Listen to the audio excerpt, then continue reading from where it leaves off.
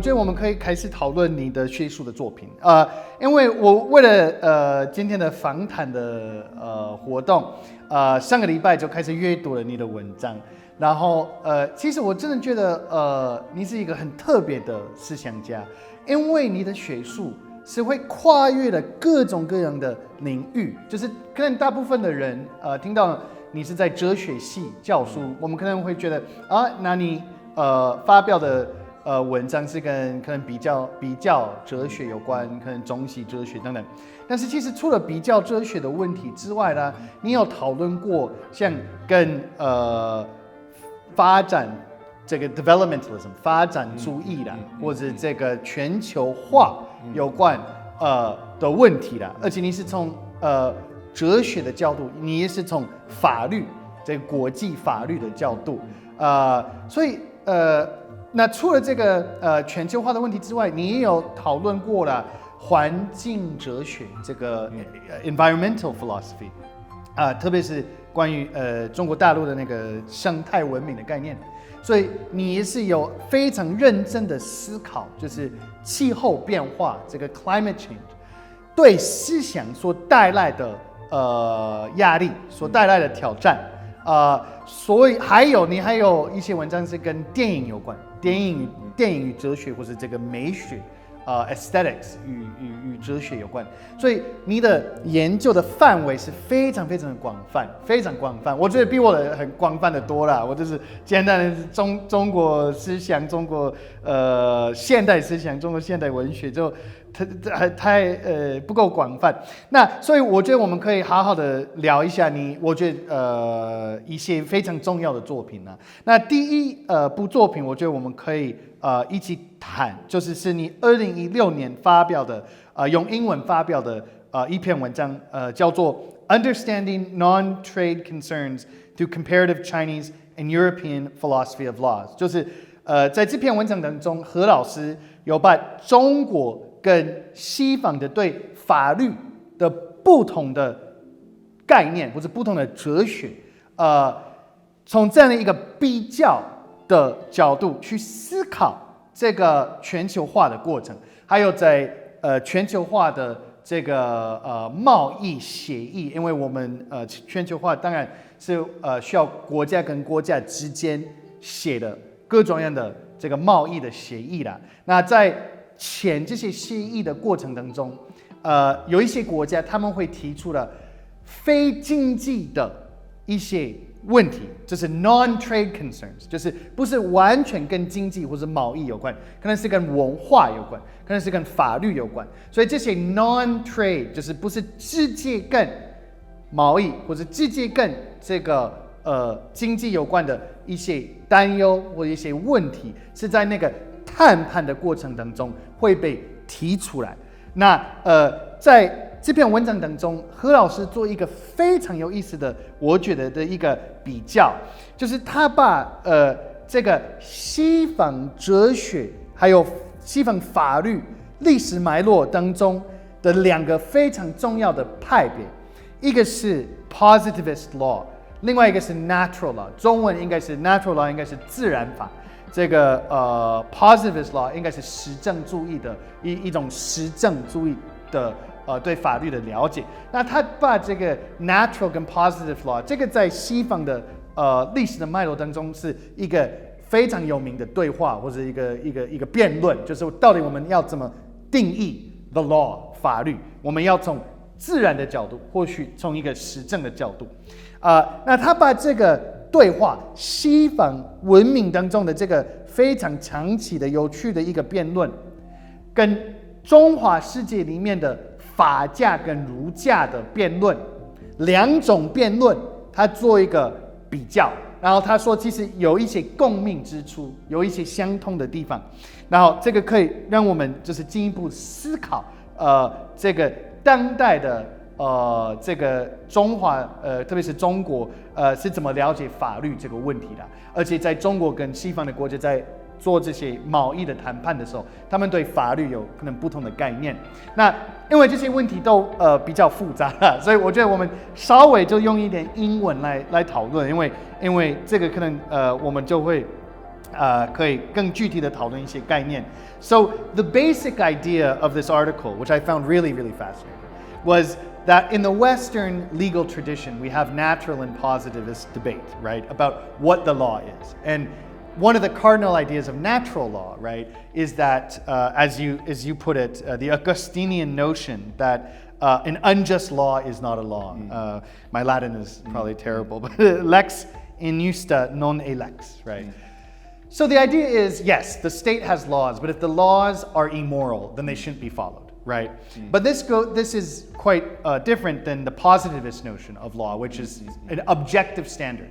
It must be followed because the state has said, the sovereign power, he who has sovereignty over the land, has declared this to be the law. And it's not a question of morality, it's a question of an objective standard that needs to be followed. And this has been a long-standing, right, debate within Western legal philosophy. But then you make this interesting comparison to Confucianism and legalism, right? How in some senses, legalism's emphasis on objective criteria for rewards and punishments can be thought of as having some correlation with the positivist position. Whereas Confucianism, because it does have this emphasis on moral governance, right? That ultimately you have to govern through moral action or moral example, as opposed to sheer brute force. That there's some 共鸣之处, some similarity, some echoes with the positivist law, rather with the naturalist position. And so first, this is going to, I think, is a really interesting way of thinking about contemporary China. But first, I just wanted to get you to kind of talk about that comparative discourse that you were doing in this article, because I think it's very, very interesting. Okay. So we are switching to English, so I'm also answering in English. So thank you for the question. And so one of the first reasons why I start to research on this topic and law is because in the framework of this research program that we have in China, European Union program, I met with one scholar, with Italian scholar, and a good friend of mine till today, Paolo Fara. I know he's teaching in West Virginia University in the US. And he is a researcher specialized in WH law, and also in immaterial heritage and in international law. Okay. And so he's an Italian scholar, and so I can speak Italian with him also sometimes. So it helps me to refresh my Italian. And so we are together. We have, after that, we have also written some European research projects, and I participate in his research project. And myself, I was the main leading person in charge of a big European project on liberalism in China, in Tsinghua University, and with European funding. And then I have a collaboration with him. And now this collaboration is on international law and also on environmental issue. And I will participate in a symposium in Italy, in Sicilia, unfortunately online. Yeah, that's pity not to go to Sicilia. And about liberalism and Anthropocene. Liberalism and environmental issues, for them from a legal perspective and for me from a philosophical perspective. So it is because of this collaboration that I came into contact on this issue. Okay, now, as you pointed out in this paper, on the basis also of some previous research, I developed the notion that you can have a kind of comparability between the natural law and positive law in European tradition and Confucian perspective on morality, and Faja and legalist perspective on how to deal with society. Okay, so simply to reassess the concept, natural law believes that if we obey to law, the law to which we obey is ultimately not the social law defined by institution, but it is a law given to us by God, in Thomas d'Aquinas, and it is a law that comes to us through reason. So we know what we have to do because we are listening to the voice of reason. And this voice of reason is in us because it has been created, it has been embedded into us by the action of God. Okay? So when we are acting morally, we are actually listening to a voice which is a voice of reason, and which is a voice of reason as it is a way to respect the authority of God itself. So while we are acting morally, we are not only paying respect to the state, but actually the more deeper is that we are paying respect to God. Okay, and the positivist law actually in the European tradition, it comes much later on. The positivist tradition on positive law, it comes with Hobbes. Actually, it comes with the notion that in the beginning, as Hobbes said, there is chaos in the civil society. There is no rule, and so you need to give all your rights to the supreme sovereign, and the supreme sovereign then will decide what you have to do, and then in order to be still inside the social community, inside the state community, in order to be a faithful member of this community, you have to obey the law. But you have to obey the law because it is the law of the state, and then the law is good in itself, and you have to obey it because it is a condition to your belonging to the state, because you have relinquished your right to act by yourself. Okay, so and this is two different traditions, and the main difference. So the common point with the Chinese tradition is that, as you said, in China you have this emphasis on morality in terms of defining your behavior, while for the Faja, for Hanfei, and what is important is what he criticized Confucius. He says that you don't have to do things in terms of morality. You have to do things because you need to do things because you know what you have to do. It is written on the law. You have a written basis. It is not that you have to imagine it. It's not that you have to, nurture it into yourself. You have to do that because it is written and it is something that everyone can know. Okay? So this is the notion that law should be known by everyone. This notion came from China, and it comes from the legalist tradition. But of course, in the Faja, there is also ultimately the power of the sovereign. So of course, there is something that is kind of egalitarian in the sense that it is the same law for everyone. But still, the sovereign is itself above, because it's the one who is deciding what is the law. Okay. This is why we say that there is a kind of authoritarian element in the legalist tradition. Okay, but here you see a little difference is that in China, the natural law, the so-called natural law, Confucian morality, and positive law, Faja, legalist tradition, came at the same time. Yeah. While in Europe, it is a natural law. It starts to evolve from Plato and Aristotle, and especially in the medieval period. And it is only in the modern with the creation of state in Europe, after Renaissance, okay, that you start to have this development of positive laws. That means that you have a historical gap in the European tradition between natural law first and then, much later, the positive law. And this is really important because it also shows you the difference between the construction of a society in China and in Europe. Many people say that the development of state apparatus start much earlier in China than in Europe. Right. And this is one of the manifestations of it.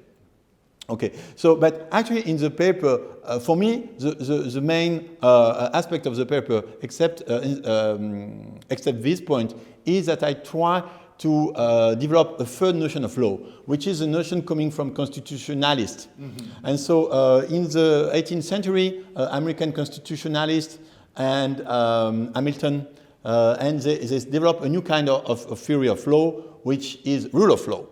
Okay, so you have natural law, you have rule by law, which is the legalist tradition, and you have rule of law. Okay, and this, the idea that I try to propose in this paper is that the notion of rule of law has no corresponding tradition in China at all. And why it has no corresponding tradition? Because it is a creation of the West.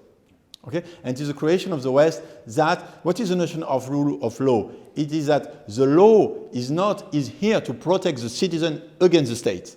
So the legalist perception of law is that you have the law and you have to obey to the state. Obeying to the law is obeying to the state. But here, the constitutionalist tradition is that the law is something that gives rights to you. And this right is something that protects you from the overreaching of the state power. And this is a tradition that developed very lately in the European tradition. It was not there in the beginning. It was not there in medieval tradition. It was not there even in the modern tradition. It is something that starts with the 18th century. And then what is also very interesting is that while I say that it is something that does not exist in the European tradition, one of the interesting things is that many scholars, not so many scholars, but some scholars, especially one French scholar of law, which is very famous, Pierre Etenwille, he said that the development of the critical approach of law, leading then to the rule of law through Montesquieu and then the constitutionalists, because the constitutionalists, they were very aware of Montesquieu conception of law.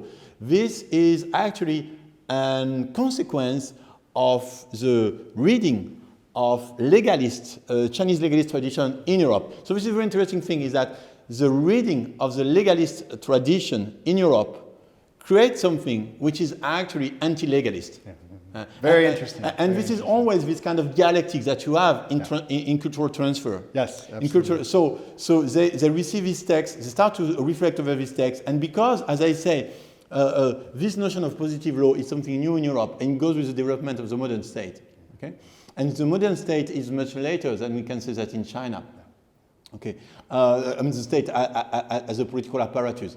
With all these administrative layers and clear legal formulation of behavior. Okay, and so the acculturation, the reception on this concept of law was very important in, for example, in French, among people that we call the physiocrats, economists that believe that the wealth of a country comes from the land.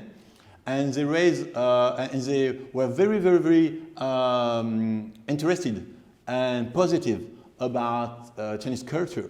And all this, while Montesquieu himself was very critical about Chinese law as an expression of authoritarianism, as he said in his book, you have this tradition that at the same time you can also recognize that the notion, for example, that the law should be the same from everyone, the notion that the punition should be the same from everyone, the notion that you have to publicly state what is a law, this was new in Europe. And this process, the development of this process have and kind of unintended consequence, which is the development of the conception of rule of law. Right. Very interesting. And this brings us to, of course, a very, very sensitive topic right now in the larger Chinese world, which is the national security law, the Guanfa, that was passed in June 2020 by the Beijing government in relation to Hong Kong.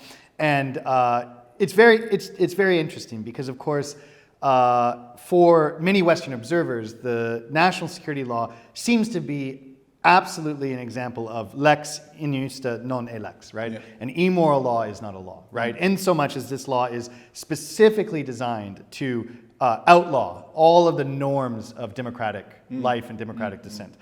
Freedom of speech, freedom of publication, freedom of assembly. We just saw this last weekend with, in Hong Kong, the impossibility now of a public marking of the Tiananmen massacre, a public memorial, which was a part of Hong Kong life for 20 years, as a part of public culture. But Chinese intellectuals, such as Jiang Shigong and Zhang Xiaoming, who are not only intellectuals, and they teach the law at universities in Beijing, Renda, Beida, Qingda, but they are also part of the government apparatus in relation to Hong Kong. They will defend the security law very much on the lines of a legalist or a natural, or rather a positivist interpretation, which is this is the law as a guarantor of social stability. And your membership in the special administrative region that is Hong Kong is the precondition of it is the acceptance of the laws of the state, right? And they always say if we don't have this, it will be chaos. It will be utter chaos, just as Hobbes, right? And we descended in the Fan Song Zong movement, in the anti-extradition law movement, they say that descended into chaos, right? We had young people destroying property, we had massive disruptions to public transportation, injuries, etc. And so they'll defend it very much along the lines of this kind of positivist or legalist definition, which is the ultimate authority, ultimate sovereignty of Hong Kong resides in Beijing. It's not in Hong Kong. Yeah. That's one. Yeah. So the sovereign authority is the party. The party passes this law, and as your membership, as your barrier of entry, as the conditions for your participation within one country, two systems, is an acceptance of both Beijing sovereignty and the laws associated with that. So if you read their articles, I mean, it is very both positivist and legalist, and it's rule by law, not rule of law, exactly. Right? And so I think that article for me, even though it was written before the national security laws passed, but it really gave me a way of thinking about the national security law. So that's interesting how, an article, precisely because you are trying to develop that third notion, right, which is constitutionalism. Yeah. And so for me, it was just very, very important to read your article and as a way of thinking about this national security law. And I don't know if you wanted to share your thoughts on that topic. Yeah, so actually I have wrote another paper which tried to develop some of this concept later on. It is the book that I wrote, Orientalism, Occidentalism and Universalism, that was published 2 years ago.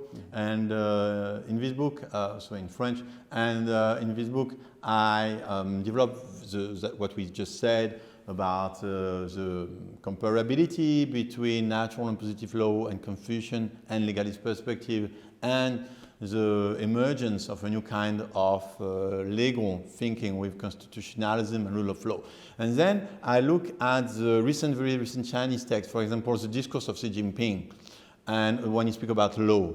And also, what was interesting is that in the UN, in United Nations, there is different members of United Nations that provide their own definition of what is rule of law.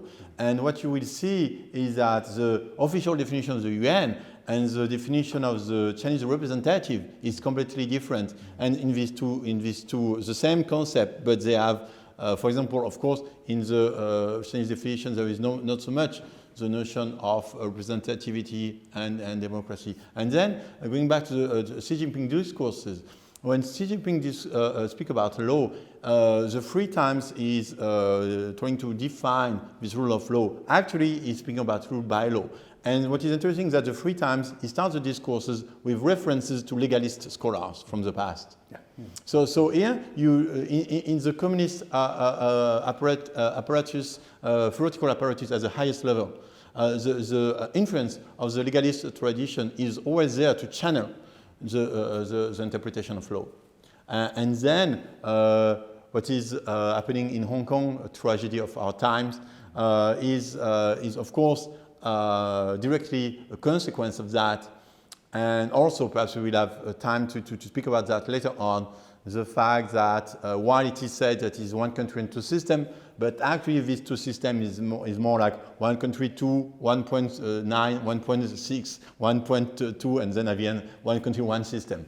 So it's more like, a descending clock down that's really one country, two system. Because at the end, there is one country, one system. Because for China, most of the things are about oneness. Okay, like one leader, one country, one China, one belt, one world, etc.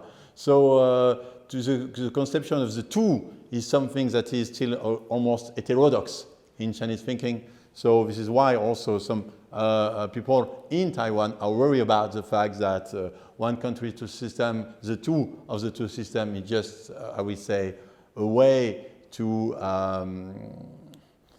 escape the fact that this second system is actually meant to converge to unity. Absolutely, absolutely. And actually, if you read Jiang Shigong and Jiang Qiaoming's works, right, these intellectuals and policy makers and officials and people who execute policy in relation to Hong Kong, they'll talk about one country, two systems and the basic law as a law that is designed to incorporate Hong Kong into the mainland. It's not a defensive law. It is not rule of law. It's not designed to defend Hong Kong from incorporations. It's designed to allow that incorporation to happen. So they absolutely have this completely different understanding. I mean, well, we can talk about that later as well. But because of time, of course, we should move on. And my the seventh question I wanted to ask is related actually to what you just said about oneness, right? This discourse of oneness. And so part of your research,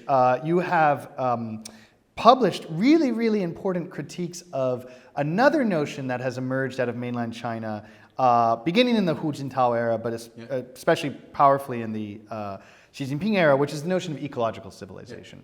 And you critique ecological civilization on the grounds that it's culturalist and that it's essentializing. And I think we can talk about ecological civilization as a concept, but more broadly, what I want to kind of get at here is how do we think about the discourses that have emerged from mainland China that are so profoundly culturalist? You know, everything is about Chinese particularism, 中国的特殊性，中国的一种文化的本质，中国的这个统一性, right? The unity of Chinese culture. And so it's on the grounds of culture, right? Well, 中国就是我们有我们特色的生活方式，我们有我们特色的社会主义，我们有我们特色的法律。你不可以用西方的标准来批评我们，也不可以用国际的任何的标准来思考中国。中国太特殊，中国是可以用中国的标准。那中国的标准是什么？是共产党说的就算嘛。So we have this constant reification, if you will, this constant iteration of this cultural essentialist identity. And what is really rejected is any kind of universal or even internationalist discourse, which is very different in the Maoist era, right, where it was grounded in notions of class and proletarian solidarity, in some kind of transnational movement against capital as a global system. I mean, this is not what we see from today's China. So, I mean, we can link this, of course, ecological civilization is one example of this kind of culturalism, but what do we do with what I would call as this 文化主义, which very quickly becomes a 本质主义, right?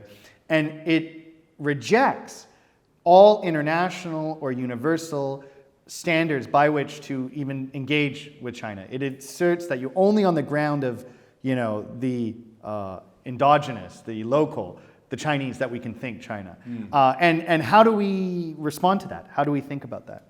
Yeah, okay. So thank you for the question. So yes, I wrote some papers on the notion of Shengtai Wenming, a Chinese ecological civilization, a paper in French and in English, and the paper I wrote in French was the first paper written in French on this topic.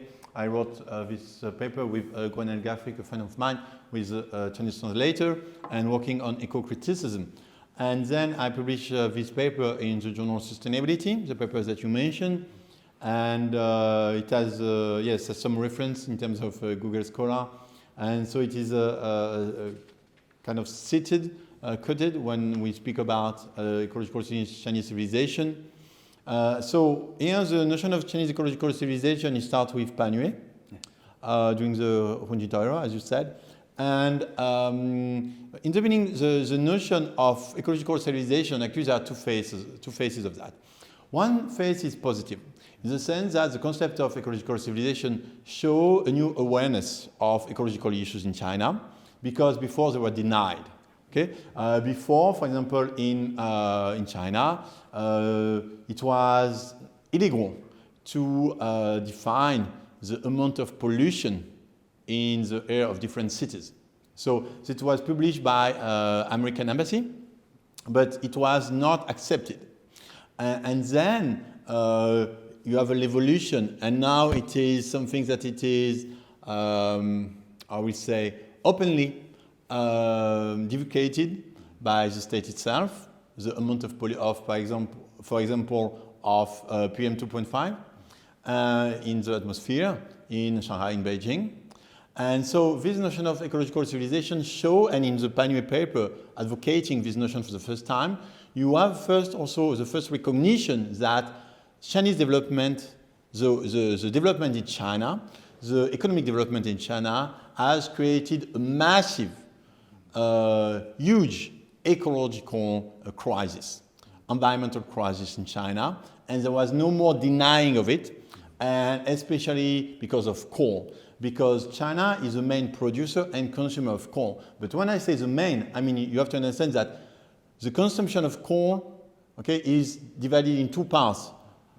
China, half of it. The rest of the world, half of it. Okay, so that's like this. Okay, and for production and consumption. And now the CO2 emissions in China are 2 to 3 times the one of the US. Okay? So now China is the first emitter of CO2 in the world. Okay? 25% of the global CO2 emissions, and it is more than 2 times the one of the US. Of course, you could say that it is because there are more people in China, but it's not totally correct, because even if you look at CO2 emission per capita, now the CO2 emission per capita in China are more than CO2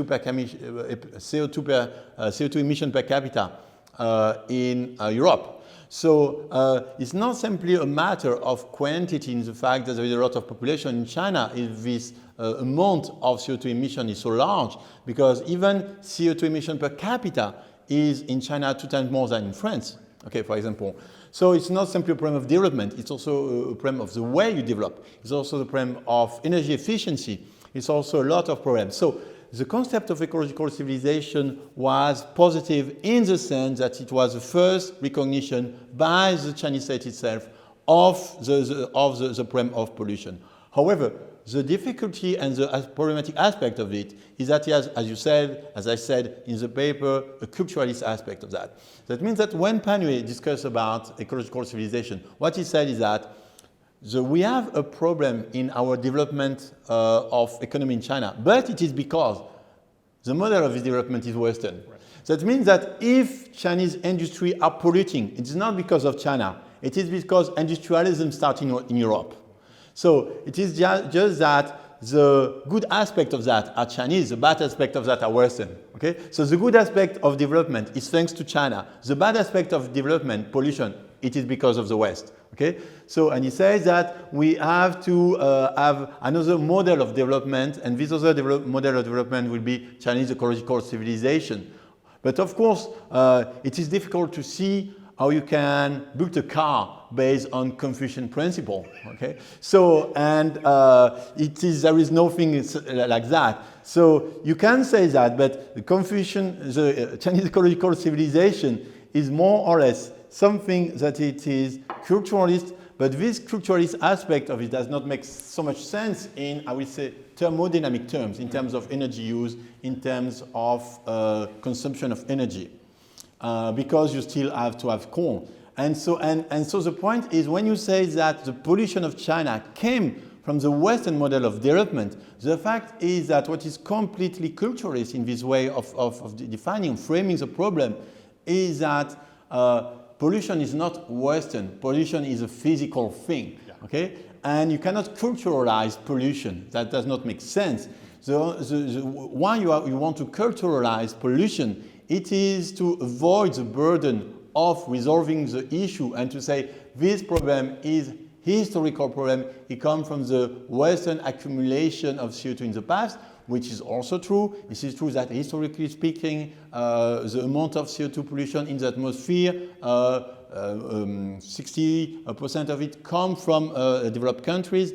However, it is also true that starting from the middle of the 20th century, and especially starting from the last 50 years, the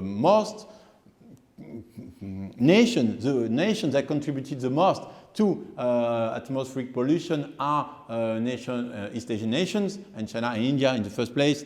So today, you cannot simply speak about historical responsibility in terms of CO2 emission, because today the developing countries are the ones who are emitting more and more than the Western societies. Of course, you can say that this is also linked to the fact of delocalization, but this is not not totally correct because the company we are delocalized, they are not the totality of the Chinese GDP.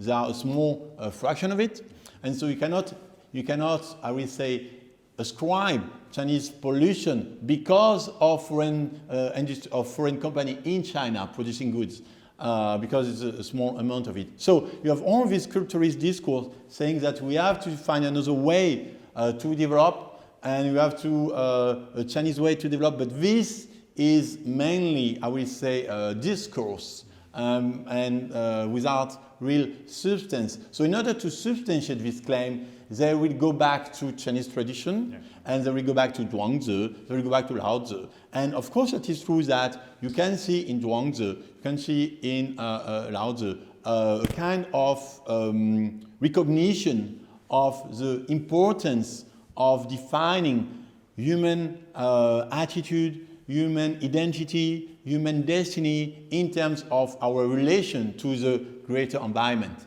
okay? Which is actually not so much present in the Confucian tradition, because in the Confucian tradition, in the Confucian text, you don't see so much about water and air and nature and all these things. It is mostly about social relationship, human relationship, more morality, but in terms of human morality.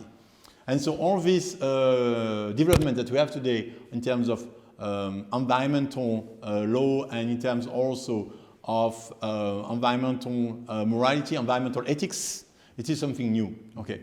And so, but the problem is what I try to say in my paper is that when you see, for example, this discourse in China, for example, I remember one paper of in the People Daily. It says that in China we have ecological Chinese civilization because it started back from Zhuangzi, 500 years before. But actually what Zhuangzi said when you speak about Zeland, when you speak about Tian, it does not speak so much about Huanjing, about environment as we speak of it today.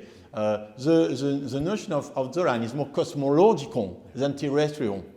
And here we have to understand that when we speak about environment, we speak about the Earth.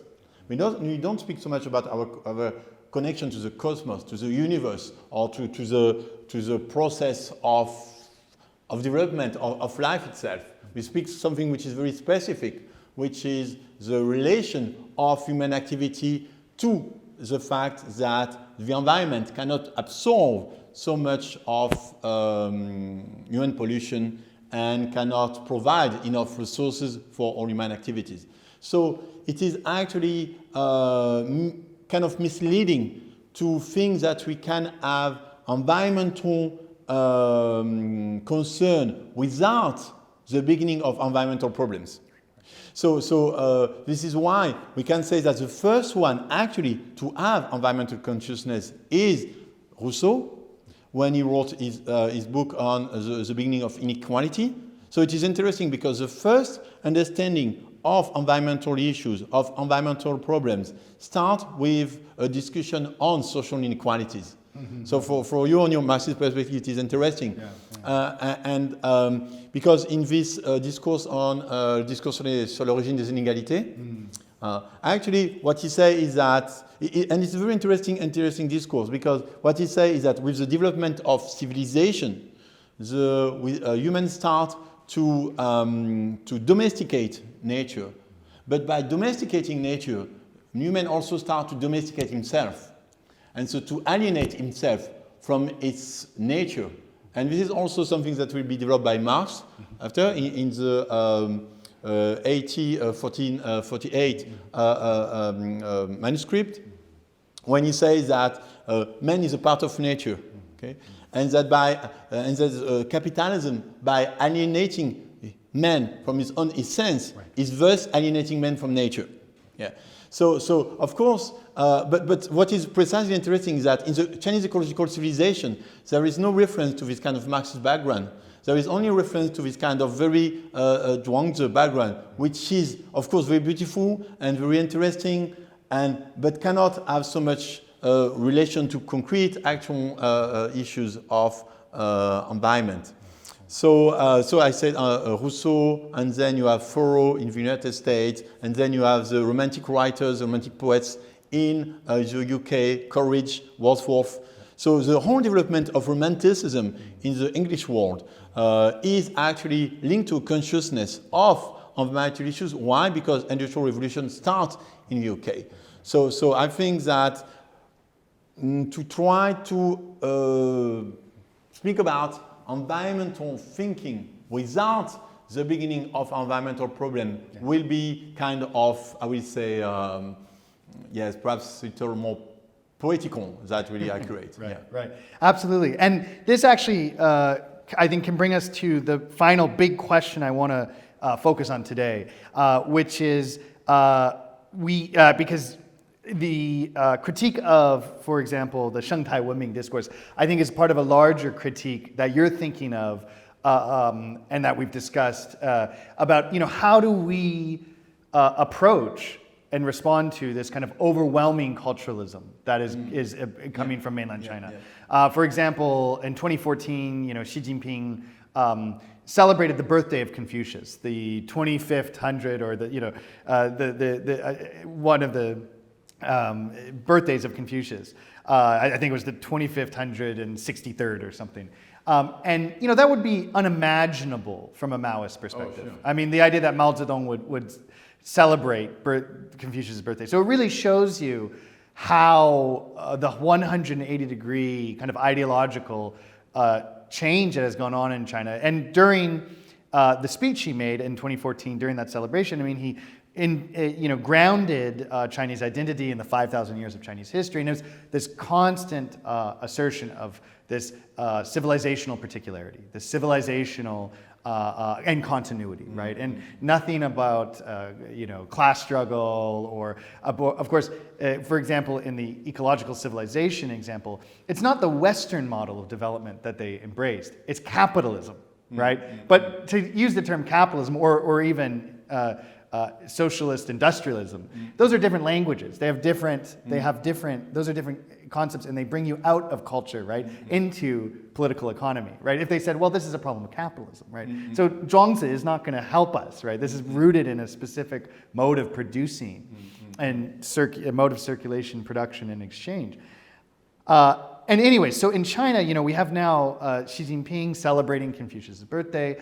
Just last month, I saw in an article there was a state-sponsored celebration of the Yellow Emperor, right? Of the recognition of the Yellow Emperor and of the lineage of the Han Chinese people, but also including the Shaoshu Minzu, somehow including them within this imagined kind of civilizational continuity, and it's rooted in language and ethnicity and blood and all of and it's this profoundly culturalist discourse, and that's so. How do we think about that from Taiwan as intellectuals who work in Taiwan, especially when, and this brings me to the next question, which is in Taiwan, in 2 years ago, you came to Zhongshan University to give another talk, and it was a talk about basically how we think of Taiwan's transcultural condition. And you made a really interesting point, and I remember after the talk I emailed you and I said, I need to get your PPT, and I thought it was really interesting. And you talked about Taiwan as a secularized society. And by secularization, you meant you invoked the work of the French sinologist Simon Leys and the French sociologist Michel Gauchet. And Simon Leys, the French sinologist, very famously said, the religion of China, the religion of the Chinese is China. And Michel Gauchet says that Christianity is the religion of the exit of religion, right? It's how you get to secularism. And you posited, you suggested that what Taiwan represents for the Chinese world is the exit out of Chineseness, right? Because of its particular historical complexities and its particular position in relation to China. And so what we have in Taiwan is objectively, empirically, a Chinese-speaking society, a society that mostly 97% of the people are of Han Chinese background, speak some Sinitic language, either Minnan-Hua, Kejiahua, or Beifang-Hua. And yet, because of Taiwan's particular historical experience, and precisely over the last 30 years, the critique of China-centrism, the critique of colonialism, the kind of anti-colonialism that is so built into Taiwanese nativism and Taiwanese nationalism, because that's been developed theoretically and also to some degree socially, we have a Chinese-speaking society. In that presentation, you used the word 华语地区, but one that had already secularized its relationship to 中国性. So 中国 or 中国性 was not a sacred category. It was not, it's exact opposite of in the mainland, where this is being re-sacralized. Here in Taiwan, it's not a sacred category. It's very vernacular. It's take it or leave it. It's, you know, you can deconstruct it, you can play with it, you can take things that you want from it and throw the rest out. And so it seems to me, on the one hand, we have a re-sacralization of China going on in the mainland, which is part of the way that CCP grounds its legitimacy, right, as the protector of quote-unquote Chinese civilization. And then in Taiwan, you have an increasingly desecularized, increasingly secularized process in relation to Chineseness. Now, some people call this de-Sinicization, 去中国化, but this is really these kind of two different conditions that these societies find themselves in. So I thought that was a really important point. I don't know if you've developed it in a paper. I think it totally deserves to be developed. But I thought we could end this interview on thinking about Taiwan, in your terms, as this secularized, desacralized Chinese-speaking society. And what does it mean to live here, and then to think about the processes going on the other side of the strait? Yeah. Okay. So thank you for the two questions actually. Yeah. Two questions. Yeah. So the first question is why you have this kind of return to Confucius. So here you have a kind of, I would say, generally one of the explanations that is provided is that since now in China PRC, as you also mentioned, Maoist Marxist ideology is not the main driver of the state apparatus in terms of its own justification, not in terms of its procedures, not in terms of its extremely harsh way to deal with dissentment, not which is in this sense in line with the Maoist way to, I would say, to silence dissenting voices, not in terms of this desire to control the thinking of the people, but more in terms of its own justification of its own existence. It is not this justification of its own existence, it is not so much linked to a kind of theological narrative of alternative way to Western capitalism, but more to cultural specificity. So I think many scholars will say that this turn to Confucius, it shows that this previous Maoist, Marxist ideology has receded in the background. And then, because you have to, and why it has receded in the background? Because concretely, what China has done in the last 30 years is to develop in a non-capitalist, capitalist way. I mean, to develop economically in a way which is in many different ways extremely similar to what you can say in the West, except that you have more state enterprise, except that the capital is not, most of the capital is not at the end of a privatized enterprise of the capitalist, but there's the fact that this big enterprise, they are still in control by the state. The state can decide if they want to put a big company CO2 into jail, for example, or if it can disappear for some time and then going back.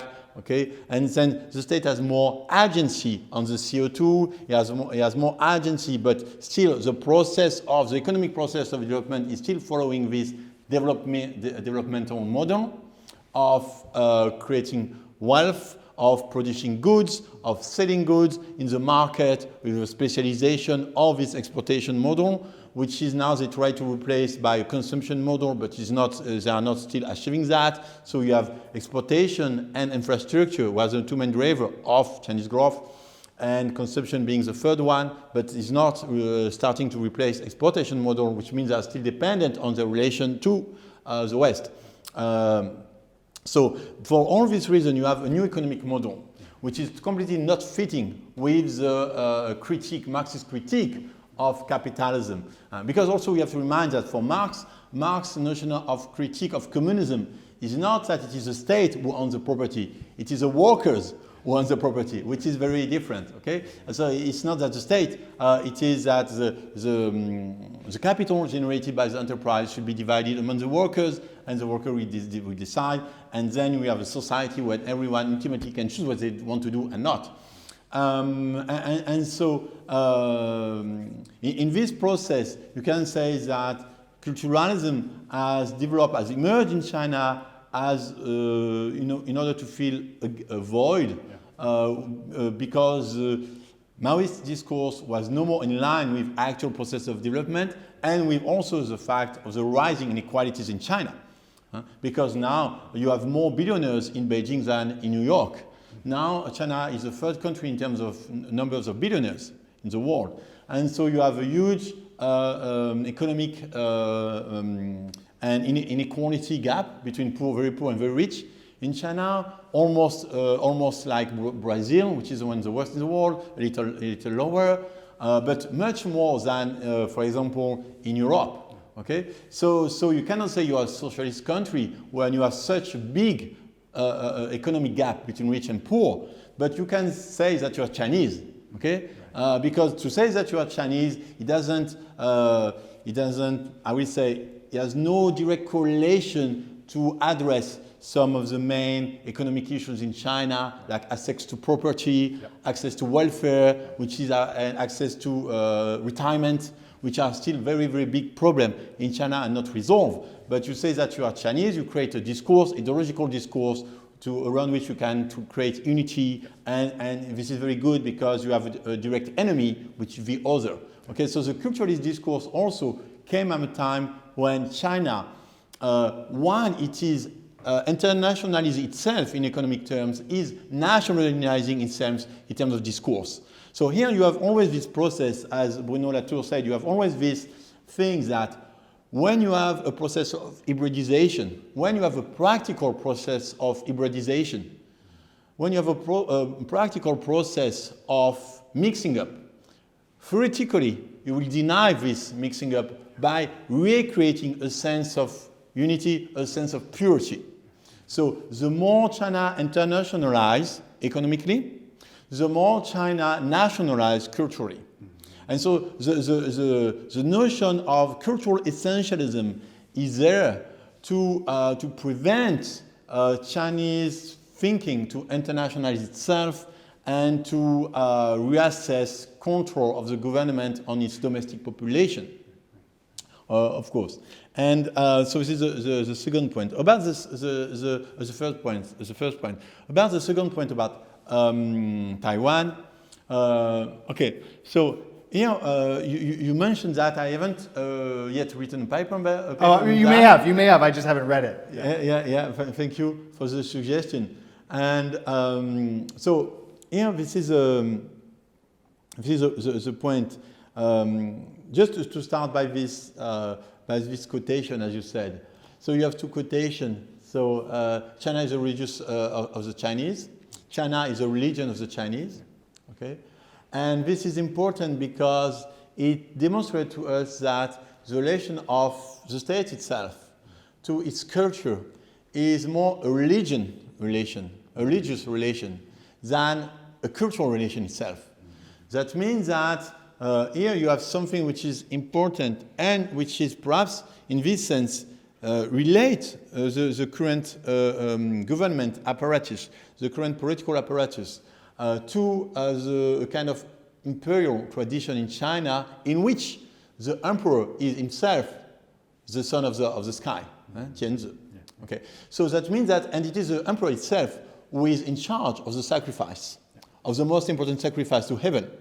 It's only the emperor that can do that in the Chinese religious tradition. So that means that while in the West, and here perhaps it is something that here I can emphasize some of difference, even if sometimes I wanted to try to overcome this difference. Here I will emphasize in difference is that one of the specificity perhaps, one of the difference perhaps, which is the most, on which we can build a different discourse of difference, is that in the West we have the king and the emperor, but we still have the pope.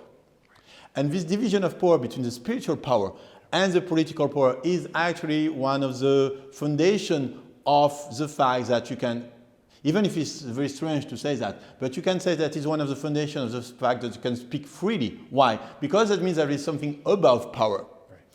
And so also, while you can say that this Christian tradition is, has been also a tradition of authoritarian tradition, it has also silenced dissentment, it has also orthodox conservative, but at the same time, the fact that there's something above power, this position itself, when it starts to be no more occupied by the Pope and by religions, it starts to be occupied by intellectuals. So this is exactly what happened during the Enlightenment. The Enlightenment, why they criticize the religion? Why they criticize the Pope? Why they criticize that? Not simply because of religion, but because they want to take this position. And they say that we are the one who are above power. It's no more the religion. We, the intellectuals, can have this power.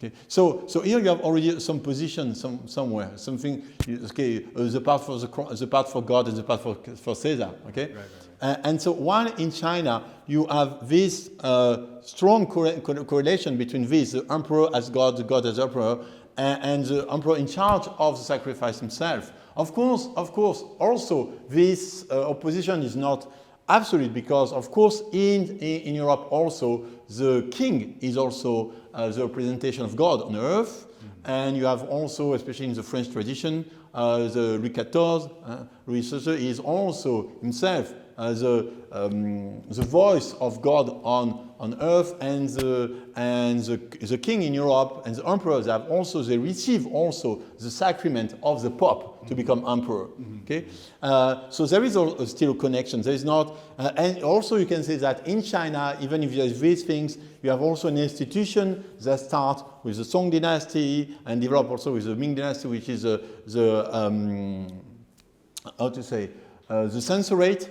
The censorate, and this censorate, which was organized, developed by Neo-Confucian scholar, he tried to have a kind of counterpower. Yep. But this capacity of the censorate to have this counterpower tried of regulate some of the absolute power of the emperor. Actually, he started to decrease, and during the Qing dynasty, it was almost voided of its meaning.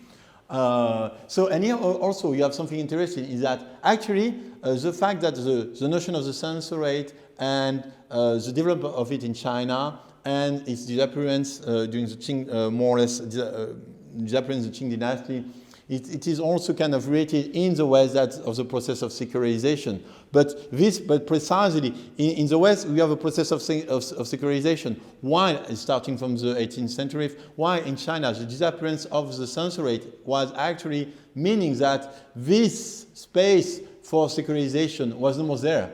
This is why then there was this need of total radical revolution with the May 4th movement. Right. Okay. In this process of defining the destiny of the country as a religious in itself goal for humanity itself, here you have also something which is related to the Confucian notion of the link between humanization and civilization. So between Wenming and Rensing. And this association between civilization and humanization, Renming and Wenxing, just like Wenming is Ren. This actually is, when you have a post-colonial reading of it, it's a very colonial way of thinking. Mm-hmm. This is why, again, it is so important. Rousseau is so important, because Rousseau is also anti-civilization. Mm-hmm. So his critique of the environment, his critique of the inequality is also a critique of what we call civilization. He says that He says that it's almost anti-Confucius. He says that by civilizing humanity has lost its humanity. So it is kind of contradictory why in the Confucian tradition civilization is renouncing. Here for Rousseau, it is on the contrary a process of losing some part of your humanity. And it is this Rousseauist tradition that then give way to all the environmental development of environmental thinking and the deconstruction of the developmental model. And so here you see you have two things, that actually the developmental model of China and the civilizational model are actually linked, and this is why it is so difficult to overcome the limitation of the developmental model in China, because in China there is no place for the critics of the civilizational goal. And this civilization goal is something that is really linked to Neo-Confucianism. But in Europe, we have now a critique of the civilizational model. Why? Because of colonization and because of decolonization. Because we know that when Europe colonized, it was said to be in the name of civilization. Okay, we colonize in order to civilize you. Okay, so here this is very important, because that means that the critique of civilization was the basis for the critique of colonization. So this is very important. This is why also Rousseau, when he addressed the question of civilization, he was taking side for what I call the savages, the good savages. Okay, so here you see how much things are linked in this Rousseau text. Okay, the critiques of civilization, the critique of industrialization, the critique of inequality. Okay, and all these things are actually related. And so in Europe, we have decolonization. Decolonization means that not only that we stop to colonize, not only that we go out from the country we have colonized, in Africa, in Latin America, in Asia, but it also means a theoretical critique of our pretension to civilize the other. Right. Okay. But one of the problematic aspects of contemporary China is that you didn't have this critique of civilization because of the Confucianist root of the importance of the link between civilization and Renxing. So you don't have this critique of civilization as a civilization model. And for this reason, linked to this reason, you don't have a critique of colonization, because China was the biggest empire in the world. Okay? So it is very strange to hear that imperialism is a Western thing, one of the most enduring, lasting, solid, and structured empire in the world is China. Yeah. So the development of China is the development of Chinese empire. And this development was done in the name of civilization. And because there was no decolonization, because there was no space for criticizing civilization, except from a Taoist perspective, but this Taoist perspective was more something heterodox, was not so much input in terms of political life. And so this was a retreat in the mountains, yeah? In the Eidong model of the Taoist sage. So, here, because of all these reasons, you have not this process of decolonization that is happening in China, practically and theoretically. That means that if you look at the relation of China to Taiwan, you think you are faced to something which is mostly irrational. Why it is irrational? Because China always says that they need Taiwan to be complete. Okay? They need Taiwan to achieve the goal of the rejuvenation of the nation. Okay? But actually this is very contradictory, because Taiwan is one small Chinese city. It is less inhabitants than Shanghai. So how you can define the destiny of a country of 1.4 billion people with the addition of a territory of 23 million people? It does not make sense at all. So this is why I say when we speak about greater China, okay, the problem, what China has to be greater than it is already, okay? So why it really so much need this part of its territory, which was actually not always Chinese. It started to be Chinese with the Ming Dynasty, not before. It started to become a province only in the late Qing Dynasty, and then it has to be Japanese. So almost for like 300 years to 250 years. Okay, so why do you define the destiny of your country with someone that belonged to it only for 250 years? Okay, which is a small part of your territory, a small part of the population of it. Okay, so here there is no rational way to understand that. It's just again a problem of religious conception of what civilization means for you. And this notion of rejuvenation, which is actually a way to avoid the difficult critique of decolonization. The fact that you have to admit that before the Qing dynasty, there was no Xinjiang, there was no Tibet, and that most of the part of China that are today problematic come from colonization in the Ming and Qing dynasty. Okay? So I say Taiwan in the Ming dynasty, I mean in the transition from the Ming to the Qing dynasty. Okay, because this moment, if we say that it started with the end of the Ming, but actually it was already the beginning of the Qing dynasty. So actually all these territories that are all today problematic in China, in the Chinese surrounding, are some part of China which come from the colonization of the Qing Empire. And so, but because there was no process of decolonization, there is always this in China. And why there is in this process of decolonization? It is also because the whole post-colonial framework is addressing the question of colonization mainly as a Western issue.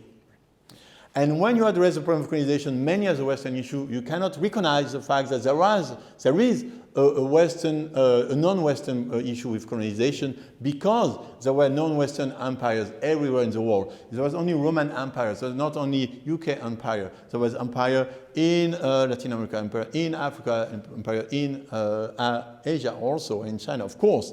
And the Mongol Empire was the biggest empire in the world until today. Okay, so here the issue of Taiwan came from this background. So in this talk, I try to develop the notion of secularization of Taiwan, with the notion of the idea that the region of Chinese in China, I explained why, because civilization, colonization, etc.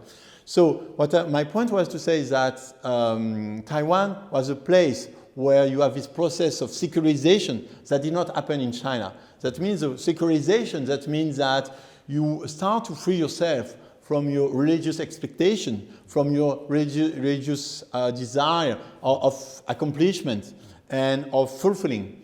And you start to have a more mundane understanding of human life and its goals and its limitation. Okay. And then with the other concept of Christianity is a region of the existence of religion, I use this concept as a metaphor for Taiwan, and saying that Taiwan is a China of the existence of China. Okay. So when you say that Taiwan is a China of the existence of China, when I say that, what is for me interesting is that no one will be happy with that. Okay, because in the independent party, they will say you still use China to refer to Taiwan. That's bad.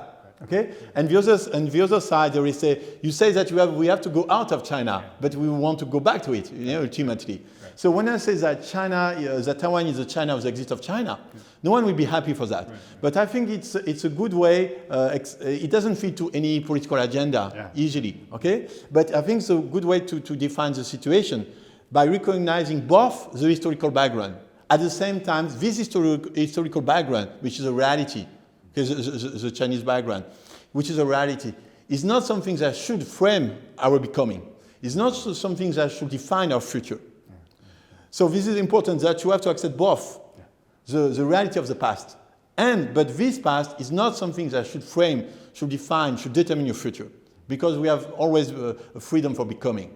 Okay? And so this is why I propose this notion of Taiwan as the China of the existence of China, and in order to try to rethink the link from Taiwan to China in a way that is not purely, I would say, Bantois or Taiwanese, but in a way which is for sure not going in the sense of unification.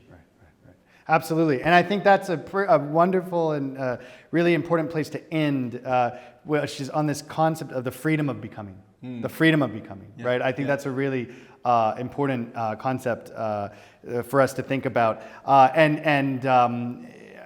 I think today, Jean-Yves, you have brought us through your own intellectual journey.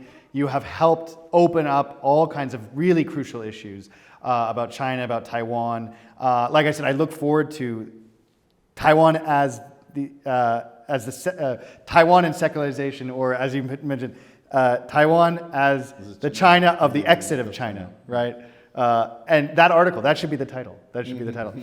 Because today, Jean-Yves, you really opened us up, I think, to the way in which philosophy, critical thought can help us unpack what we are facing today. Whether it's in relation to cross-straits issues, whether it's in relation to the environment, how we think about development, and behind that models of development, certain understandings of civilization, right?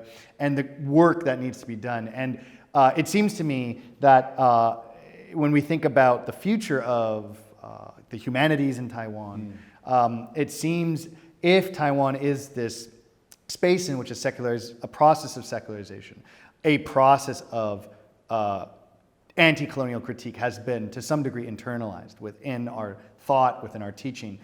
It seems to me that Taiwan has to then make that secularized anti-colonial pedagogy part of education here, a larger part of education, a larger part of intellectual and cultural life, and also about the way in which Taiwan relates to the world, right? That story, that mode of thought, that understanding the freedom to become, as you so eloquently put it, that I think should be part of Taiwan's way of speaking, both internally and externally, to the world and amongst ourselves. So that's a very powerful, I think, way to end. And we'll just, I think, use some Chinese to end our interview, because we did speak a lot of English today. But 这个非常感谢何老师、何重谊老师，就帮我们从跨文化哲学的角度去思考那么多的非常关键的问题，不管是台湾目前的处境，或许是中国目前的处境，或许是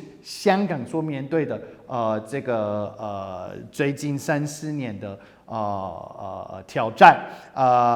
这个何老师所强调的最后一点就是这个 the freedom of becoming， 就是一种做自己，或者发现自己、出现自己、涌现自己，发展自己到另外一种历史的阶段或者历史的身份，这个是每个社会应该有的自由啦。然后不一定因为你有一种文化文明的背景，这个要束缚你的未来的发展，因为你就从任何的传统文化、传统的信仰、宗教的信仰走出去之后呢，你会发现就是另外一种可能性，一种再定义自己的可能性是会出现的。所以我觉得这个 the freedom of becoming 是一个非常重要的点，我觉得我们要好好的思考它。那我要非常的感谢何老师今天的这个采访。你提到了那么多重要的问题，然后重要的观点，我已经很期待读了今天的逐字稿所以我要非常感谢。其实我觉得今天的访谈说不定真的会对台湾的人文学术界啦会有影响，因为我觉得你提到的很多的概念、很多的想法是非常非常值得去思考，所以非常感谢何老师，谢谢，非常非常感谢。好，那谢谢朋友们，那我们就今天到这里为止，谢谢大家。